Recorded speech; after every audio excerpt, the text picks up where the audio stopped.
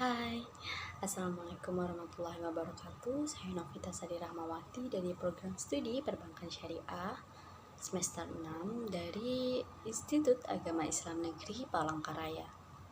Pada kesempatan kali ini saya akan menjelaskan hasil artikel yang saya buat dengan judul Badan Arbitrase Syariah Nasional sebagai Alternatif Penyelesaian Sengketa Ekonomi Syariah.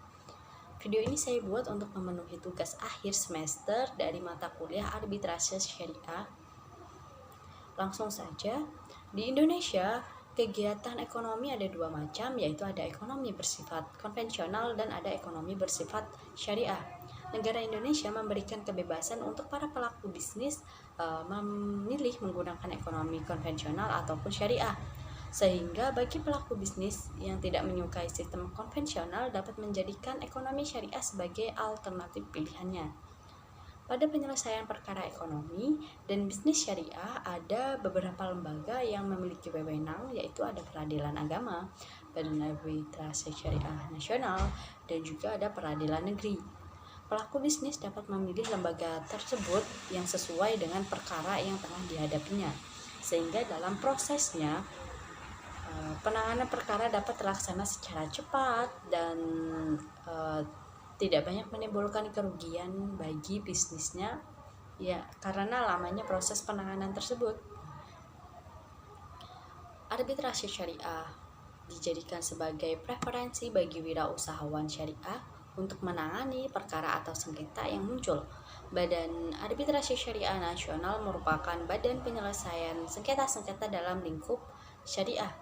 Prosesnya pun harus sesuai dengan hukum Islam dan tidak boleh menyimpang dari pedoman Islam. Tidak hanya itu, Basarnas juga memberikan layanan yang cepat, terjangkau, dan terjamin reputasinya. Oleh karena itu, saat ini arbitrase syariah menjadi forum penyelesaian sengketa dalam perbankan syariah ataupun kegiatan ekonomi Islam lainnya, sehingga banyak wirausahawan yang memakai arbitrase syariah sebagai solusi alternatif dalam menyelesaikan perkara yang tengah dihadapi dalam bisnis.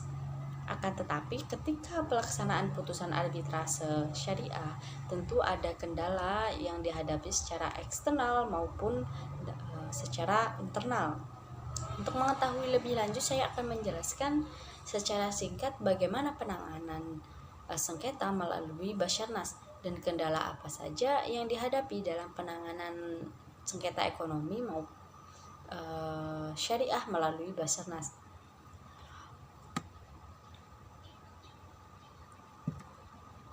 Penelitian ini termasuk jenis penelitian kualitatif menggunakan pendekatan deskriptif.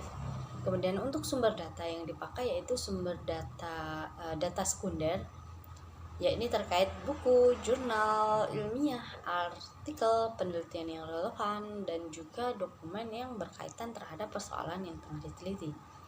Objek yang dikaji pada penelitian ini ialah Basarnas sebagai alternatif penyelesaian perkara ekonomi. Setelah data-data yang didapatkan dari data sekunder itu lengkap, peneliti akan melakukan reduksi data, yaitu memisahkan hal-hal utama yang dapat dijadikan acuan dalam penelitian, kemudian mendeskripsikan hasil dari data naratif sehingga dapat memudahkan dalam memahami, dan kemudian langkah terakhir melakukan penyimpulan hasil dari penelitian tersebut.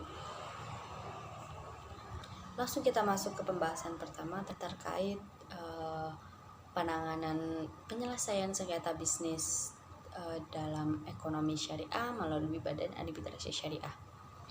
Arbitrase syariah merupakan badan penyelesaian atas putusan sengketa berdasarkan prinsip Islam dengan persetujuan bahwasanya para pihak yang terlibat sengketa akan mematuhi dan menaati keputusan yang diberikan oleh arbiter yang telah mereka tunjuk atau pilih, yang mana putusan tersebut bersifat absolut. Sedangkan sebagai badan arbitrase memiliki kedudukan yang berwenang untuk dalam menyelesaikan sengketa ekonomi dan bisnis para pihak bersengketa sesuai dengan peraturan prosedur Basarnas. Pada dasarnya peranan Basarnas secara umum kurang lebih hampir sama dengan Badan Arbitrase Internasional, yaitu menyelesaikan sengketa yang muncul dalam bisnis dan memberikan solusi terbaik di mana putusan arbitrase tersebut bersifat absolut. Badan Arbitrase Syariah Nasional memiliki tujuan antara lain sebagai berikut. Yang pertama, menyelesaikan perkara atau perselisihan masyarakat muslim dengan mengedepankan perdamaian. Yang kedua, dengan adanya Badan Arbitrase Syariah Nasional, sengketa bisnis dan ekonomi syariah bisa diselesaikan dan diatasi dengan metode syariat Islam pula. Kemudian yang terakhir, dengan adanya Basarnas sebagai badan permanen guna menyelesaikan segala kemungkinan sengketa perdata yang ada dalam bisnis dan ekonomi syariah. Kemudian ada juga metode penyelesaian sengketa bisnis dan ekonomi syariah. Penyelesaian sengketa bisnis dan ekonomi syariah secara umum mempunyai dua proses, yakni ada metode litigasi dan metode non-litigasi. Penyelesaian sengketa ekonomi syariah dengan jalur litigasi. Jadi jalur litigasi merupakan penyelesaian sengketa dengan menggunakan lembaga peradilan. Pada jalur litigasi, peradilan agama yang memiliki wewenang untuk menangani perkara yang timbul dalam ekonomi syariah dan bersifat absolut. Sebagai mana biasanya penanganan perkara yang diajukan ke pengadilan. Hakim dituntut untuk memahami dan mempelajari secara cermat agar dapat mengetahui seluk-beluk perkara dan hal-hal yang menjadi faktor pada sengketa tersebut. Adapun mekanisme penyelesaian perkara ekonomi syariah di peradilan agama antara lain, yang pertama, subjek hukum, yaitu masing-masing pihak yang mempunyai kewajiban serta hak atau bisa disebut sebagai pelaku hukum. Yang kedua, prosedur pengajuan sengketa ekonomi syariah di peradilan agama. Kemudian yang ketiga ada operasi penyidikan terhadap perkara perbankan syariah di peradilan agama. Jadi pada proses yang ketiga ini sengketa yang diajukan oleh pemohon di peradilan agama akan diproses melalui beberapa tahapan, yaitu yang pertama tahap pra persidangan, di mana pelaksanaannya berupa pendaftaran perkara, penetapan majelis hakim, penetapan penunjuk panitera sidang, kemudian ada penetapan hari sidang dan panggilan para pihak.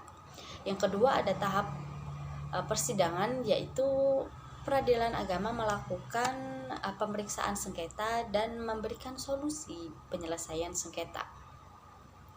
Kemudian yang kedua ada penyelesaian sengketa ekonomi syariah melalui jalur non-litigasi. Jalur non-litigasi merupakan penyelesaian di luar lembaga peradilan, melainkan melalui badan arbitrase sebagai alternatif penyelesaian sengketa. Di Indonesia penyelesaian melalui badan arbitrase itu ada dua macam, yaitu ada Badan Arbitrase Syariah Nasional atau Basarnas dan juga ada Badan Arbitrase Nasional atau BANI. Sedangkan untuk menangani perkara ekonomi syariah, badan arbitrase yang digunakan yaitu Basarnas, karena peranan dari Basarnas Syariah sendiri memang khusus menangani perkara perdata di bidang ekonomi syariah. Sengketa-sengketa yang masuk dalam ranah Basarnas ialah sebagai berikut. Yang pertama, terjadinya perselisihan pada pelaksanaan akad. Yang kedua, adanya pelanggaran akad. Yang ketiga, terjadinya pengkhianatan dalam kontrak.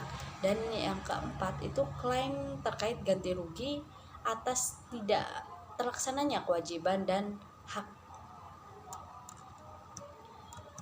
Selanjutnya ada cara penyelesaian sengketa bisnis dan ekonomi syariah menggunakan Badan Arbitrase Syariah. Perihal yang berhubungan terhadap metode ataupun proses penanganan perkara ekonomi syariah menggunakan Basarnas berlandasan ketentuan Undang-Undang Nomor 30 Tahun 1999 tentang arbitrase dan alternatif penyelesaian sengketa dengan ketentuan-ketentuan diantaranya. Yang pertama, Penyelidikan perkara harus diajukan permohonan dengan cara tertulis ataupun diajukan secara lisan. Bila mana terdapat kesepakatan kedua belah pihak, jika diperlukan atau arbiter atau badan arbitrase. Yang kedua, arbiter atau badan arbitrase akan berusaha untuk melakukan perdamaian di antara pihak yang berselisih. Yang ketiga, penyelidikan perkara harus diselesaikan dalam kurun waktu paling lama 180 hari sejak terbentuknya arbiter atau badan arbitrase dan dapat diperpanjang jika memang diperlukan dengan adanya persetujuan oleh para pihak terkait. Kemudian yang keempat, putusan arbitrase harus berisikan judul putusan dengan bunyi demi keadilan berdasarkan ketuhanan yang Maha Esa. Judul inti dari perkara, kemudian ada pemaparan singkat sengketa, kemudian kedudukan para pihak, nama dan alamat arbiter, peninjauan dan kesimpulan arbiter atau badan arbitrase gitu. Kemudian ada argumen dari setiap arbiter terkait perbedaan pendapat dalam badan arbitrase, kemudian ada urutan putusan, tanggal dan tempat putusan, serta tanda tangan arbiter atau badan arbitrase. Yang kelima ada periode putusan harus dilaksanakan. Yang keenam ada jika penyidikan sengketa telah usai, maka di hari penyidangan harus ditutup dengan ditentukannya pembacaan putusan arbitrase dalam kurun waktu periode selambat-lambatnya 30 hari sesuai penyidikan diakhiri. Kemudian yang terakhir ada pada kurun waktu 14 hari saat putusan diterima, para pihak yang berselisih bisa kembali mengajukan permohonan ke arbiter ataupun badan arbitrase guna mengadakan perbaikan apabila terjadi kesalahan dalam administrasi ataupun jika ingin mengurangi tuntutan atas putusan. Adapun langkah dalam pengajuan sengketa di Basarnas antara lain sebagai berikut. Yang pertama ada pendaftaran surat permohonan, yang kedua ada verifikasi surat permohonan, yang ketiga ada penunjukan arbiter, yang keempat ada eksekusi putusan Basarnas, yang kelima ada pembatalan putusan arbitrase syariah. Berdasarkan Undang-Undang Nomor 30 Tahun 1999, penyelesaian ekonomi syariah dapat dilakukan melalui yang pertama konsultasi, yang kedua itu negosiasi, dan yang ketiga itu dengan cara mediasi. Yang selanjutnya itu terkait dengan kendala atau hambatan yang muncul dalam penyelesaian sengketa bisnis syariah melalui Basarnas. Pada pelaksanaan penyelesaian sengketa yang dilakukan melalui Basarnas, pastinya akan menghadapi berbagai macam hambatan dan juga tantangan bagi badan arbiter itu sendiri. Faktor-faktor yang menjadi hambatan yang muncul dalam penyelesaian sengketa bisnis syariah melalui Basarnas terbagi atas dua, yaitu hambatan yuridis dan non-yuridis. Hambatan yuridis antara lain yaitu adanya yang pertama resistansi pihak ketiga, yang kedua ada resistansi pihak tereksekusi, yang ketiga ada permohonan penyidikan ulang, yang keempat ada perintah putusan tidak jelas, dan yang terakhir properti negara merupakan objek yang dieksekusi. Hambatan yuridis tidak hanya terjadi pada penyelesaian perkara melalui Basarnas tetapi juga pada bani. Berikut adalah hambatan yang bersifat yuridis. Yang pertama adalah mobilisasi massa. Yang kedua ada terdapat turut serta pihak ketiga. Yang ketiga ada pemeriksaan barang bukti. Adapun secara umum hambatan yang muncul saat penyelesaian perkara ekonomi syariah menggunakan Basarnas yaitu sebagai berikut.